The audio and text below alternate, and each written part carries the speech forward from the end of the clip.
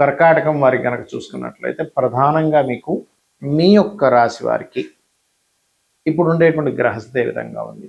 మీకు మీ రాస్యాధిపతి అయినటువంటి రవి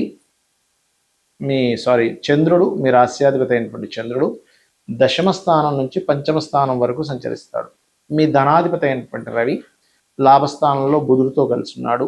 మరియు మీ యొక్క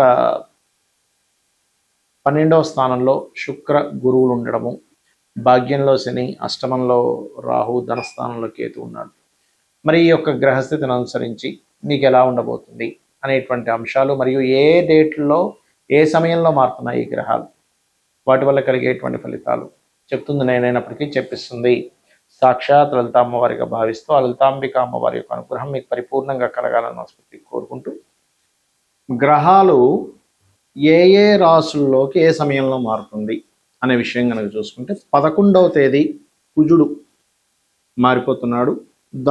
ఆ 11వ తేదీ మనకి కుజుడు 12:39 మధ్యాహ్న సమయంలో మారుతున్నాడు. అయితే దాని యొక్క ఎఫెక్ట్ 1-2 డేస్ ముందు నుంచే ఉంటుంది. అది ముఖ్యంగా ఎండ మీద, అంటే తీవ్రమైనటువంటి దీని మీద, రాజకీయ నాయకులకు వచ్చే ఎఫెక్ట్ మీద ఉంటుంది. 1-2 డేస్ ముందు నుంచే, అంటే రాజకీయ నాయకులకు కొంత ఎఫెక్ట్ ఉంటుంది. ఈ కుజుడు రవి దగ్గరికి వెళ్ళడం మూలంగా ఇది బాగా గుర్తుపెట్టుకోండి. అలాగే మనకి 14వ తేదీ శుక్రుడు మిథున రాశిలోకి, అంటే 10:54 గురువుతో వెళ్ళి కలుస్తున్నాడు. దీనివల్ల కొన్ని మంచి ఫలితాలు కూడా ఉన్నాయి. అది మీ రాశి వారికి ఎటువంటి మంచి ఫలితాలు ఇస్తాయో చెప్తాను నేను. అదేవిధంగా బుధుడు రవి కనుక తీసుకున్నట్లయితే, రవి బుధుడు ఇద్దరు కూడా 15వ తేదీ మారుతున్నాడు. కాకపోతే బుధుడేమో అర్ధరాత్రి 12:32 మారుతున్నాడు 15వ తేదీ, అంటే తెల్లవారితే 15 అనగా అర్ధరాత్రి. అదేవిధంగా రవి 15వ తేదీ 6:22 మారుతున్నాడు. మరి ఈ గ్రహాల యొక్క మార్పు మూలంగా మీకు కలిగేటువంటి ఫలితాలు ఏమిటి అనేటువంటి విషయాలు ఇప్పుడు మనం తెలుసుకుందాం.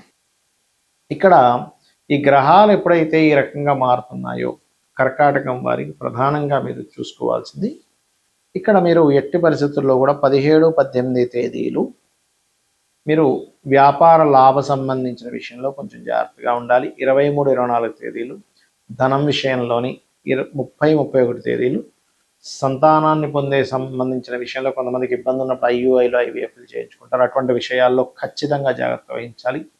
కొత్త స్నేహితులను 28-29 30-31 తేదీలు ఎట్టి పరిస్థితుల్లో యాక్సెప్ట్ చేయకండి. ప్రేమ వ్యవహారాలు, ప్రేమ సంబంధించిన యాక్సెప్ట్ చేయడం అనేటువంటిది కరెక్ట్ కాదు. 30-31 తేదీలు గుర్తుపెట్టుకోండి. అదేవిధంగా మీకు ధనస్థానంలో కేతు ఉన్నందుకు కొంచెం గణపతి ఆరాధన, కేతు గ్రహం దగ్గర దీపారాధన చేస్తూ ఉన్నట్లయితే, సూర్య నమస్కారాలు చేసుకున్నట్లయితే ధనాభివృద్ధి ఖచ్చితంగా కలిగి తీరుతుంది, అందులో ఎటువంటి సందేహం లేదు. అదేవిధంగా ఇక్కడ ఈ వ్యయాధిపతి ధనాధిపతి లాభస్థానంలో ఉన్నాడు కాబట్టి కొన్ని ఇన్వెస్ట్మెంట్స్ వల్ల కొంత లాభం కలుగుతుంది. ఎందుకంటే ఇక్కడ 12వ భావంలో కూడా శుక్ర గురువులు ఉన్నారు ఇక్కడ మనకు చూసుకుంటే కనుక, దాని మూలంగా. మరియు రాహు అష్టమంలో ఉన్నందుకు కాస్త వాహనం మీద వెళ్ళేటప్పుడు అతివేగము పనికిరాదు. కాకపోతే దశమంలో మీ కుజుడు ఉన్నందుకు పోలీస్ డిపార్ట్మెంట్, డిఫెన్స్, కొన్ని డిపార్ట్మెంట్స్లో జాబ్స్ కోసం ప్రయత్నం చేయడానికి లాభంలో రవి, దశమంలో కుజుడు ఉండడం చాలా మంచిది. డిపార్ట్మెంట్స్లో ఉండేటువంటి వారికి కూడా కొంత ప్రమోషన్స్ లభించడానికి ఆస్కారం ఎక్కువగా ఉంది. కాకపోతే ఉద్యోగ సంబంధించిన విషయంలో ఉన్న ప్రాంతం కాకుండా ఇతర ప్రాంతాలకు వెళ్ళండి.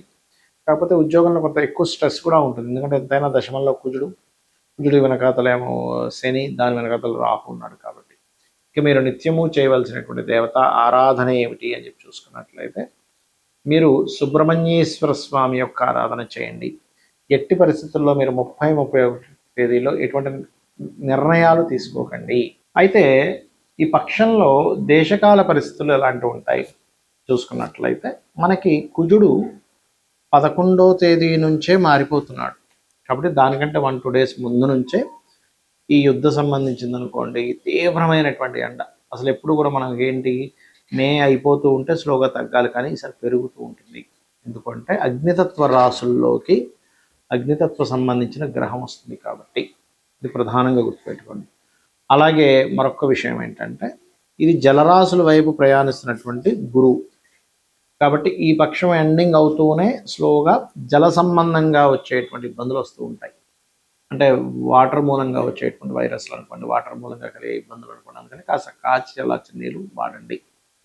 మరి ఈ యొక్క రవి బుధులు ఇద్దరూ కూడా ఎప్పుడైతే వృషభ రాశిలోకి వస్తున్నాడో మరి దేశకాల పరిస్థితుల్లో ఎటువంటి సంఘటనలు ఉంటాయి అనేటువంటిది కనుక చూసుకున్నట్లయితే ఇక్కడ కొంచెం గోల్డ్ రేట్లో పెరగడానికి, గోల్డ్ రేట్ అనేటువంటిది హై అవ్వడానికి ఎక్కువ ఛాన్సెస్ ఉంటాయి.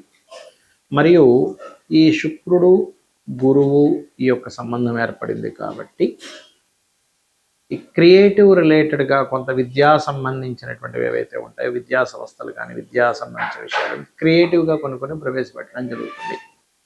అయితే ఈ ఈ ముఖ్యంగా శని ఎప్పుడైతే మీనరాశిలో ఉంటున్నాడో, మీనరాశిలో ఉండేటువంటి శని గురువు యొక్క రాశుల్లో ఉన్నందుకు ఇక్కడ మొత్తం 5 రాశుల వారికి శని ప్రభావం ఎక్కువగా ఉంటుంది. ఎవరికి? మేషం వారికి 1 సంవత్సరం వరకు ఏలినాటి శని ఉంది. ఇంకొక సంవత్సరం అయిపోయింది కాబట్టి 6.5 సంవత్సరాల వరకు ఉంది మేషం వారికి. మీనం వారికి 4 సంవత్సరాలు, కుంభం వారికి 1 సంవత్సరం వరకు ఉంది. కాబట్టి కుంభం వారికి ఎప్పుడైతే సంవత్సరం వరకు ఉందో, ఇదేంటంటే ఈ శని యొక్క ప్రభావం తగ్గడానికి అది అష్టమ శని, సింహం వారికి అష్టమ శని, ధనస్సు వారికి అర్ధాష్టమ శని ఉంది. కాబట్టి మీరు శని బాధ ఉంది అనేటువంటి ఈ దీంట్లోకి వెళ్ళిపోకుండా సింపుల్గా కొన్ని టెక్నిక్స్ చెప్తాను, అవి చేయండి. ఏ ప్రభావం ఉండదు. భయపడిపోయి అయ్యో ఏదో చేయించేసుకోవాలి, నాకేది కలిసి రాదేమో అని భయం పడకండి. ఎందుకు ఈ విషయాన్ని ఎందుకు లేవస్తానంటే, సాటర్న్ నడిచేటప్పుడే నేను చాలాసార్లు వివరించాను మీకు. రాజకీయ నాయకులు అయ్యారు, చాలా గొప్ప గొప్ప వాళ్ళు అయ్యారు అనే విషయాన్ని. అదేవిధంగా కేవలం ఏలినాటి శని, అర్ధాష్టమ శని, అష్టమ శని కాకుండా మనకి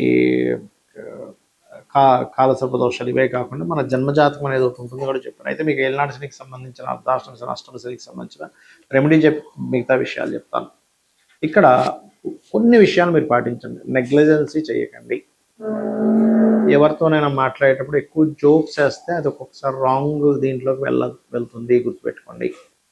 అలాగే మరొక్క విషయం ఏమిటి అని చెప్పి చూసుకున్నట్లయితే, ఇక్కడ ఏ పని పోస్ట్ పోన్ చేయకండి, బద్దకించకండి, మధ్యాహ్నం పూట నిద్రపోకండి. శనివారాలు కూడా ఒంటికి శుభ్రంగా నీట్గా ఒరిజినల్ నువ్వులు నేను రాసుకొని ఒక 10-20 నిమిషాలు ఉండి తర్వాత స్నానం చేయండి.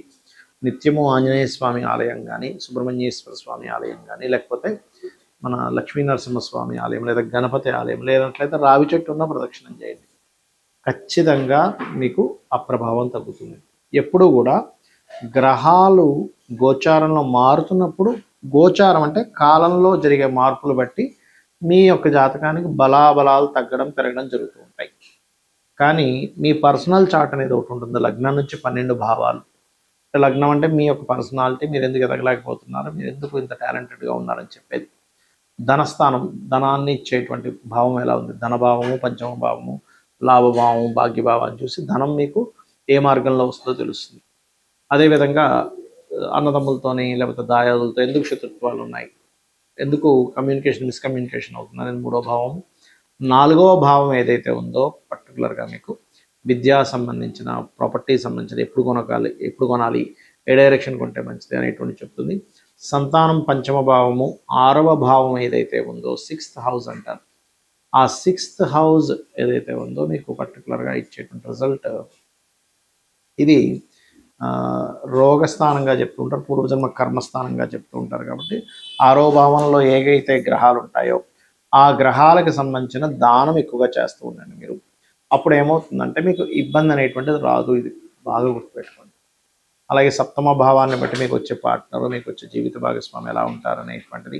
అష్టమాన్ని బట్టి మీ లైఫ్లో జరిగేటువంటి సంఘటనలు, ఆకస్మిక సంఘటనలు చెప్తుంది. భాగ్య భావాన్ని బట్టి మీ ఉన్నత విద్యలు, తండ్రి యొక్క స్థితి. దశమ భావాన్ని బట్టి మీ కెరియర్ గ్రోత్ ఎలా ఉంటుంది, ఎందుకు గ్రో అవ్వలేకపోతున్నారు.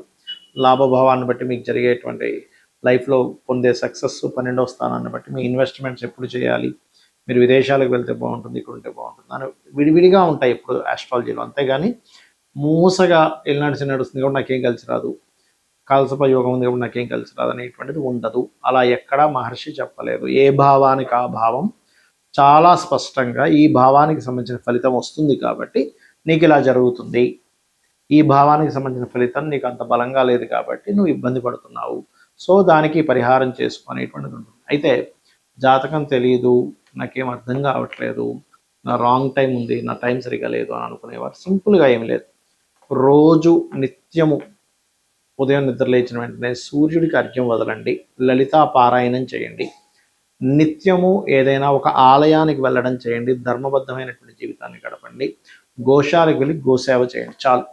ఈ పనులు మీరు చేసుకుంటూ వెళ్తుంటే గోవులో సకల దేవతలు ఉంటారు కాబట్టి సకల గ్రహాలు సకల దేవత ఇవి పోతుంది. నిత్యము దేవతారాధన చేయడం వల్ల ఇంట్లో మీకు అక్కడ చాలా దోషం పోతుంది. ధర్మం మనల్ని కాపాడుతూ ఉంటుంది, ధర్మబద్ధమైన జీవితం మనల్ని కాపాడుతూ ఉంటుంది. ఇవి చేయండి, మీరు ఏమీ కూడా చూసుకోవాల్సిన పని లేదు. శ్రీమాత్రే నమః.